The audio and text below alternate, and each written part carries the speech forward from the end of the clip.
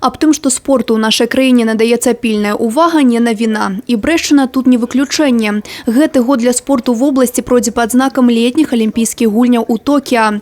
Брэшчына традыцыйна будзе прадстаўлена ў нацыянальных камандах у веславанні, лёгкай атлетыцы.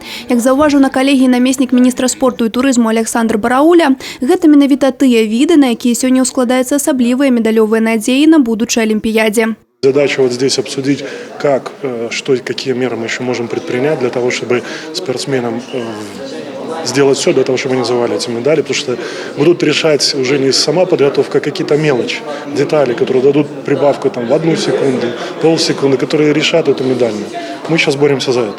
На других еўрапейскіх гульнях у Мінску спартсмены Брэшчыны годна прадставілі Беларусь. Заваявана 15 медаляў, 3 залатыя, 6 срэбраных і столькі ж бронзавых. Зараз падрыхтоўку ў Брэсцкай вобласці да гульняў 2020-го вядуць 38 спартсменаў-кандыдатаў.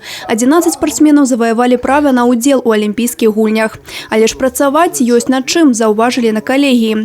Таму і вынікі развіцця турызму ў нашай вобласці калегія не абмінула. Тут ключавы паказчык – экспарт турыстычных паслуг. За кошт гэтага кожны год вобласць зарабляе больш за $1 мільён США. Есть показатель экспорт услуг. Так вот, в этом ключевом показателе туристические услуги занимают чуть более 3%.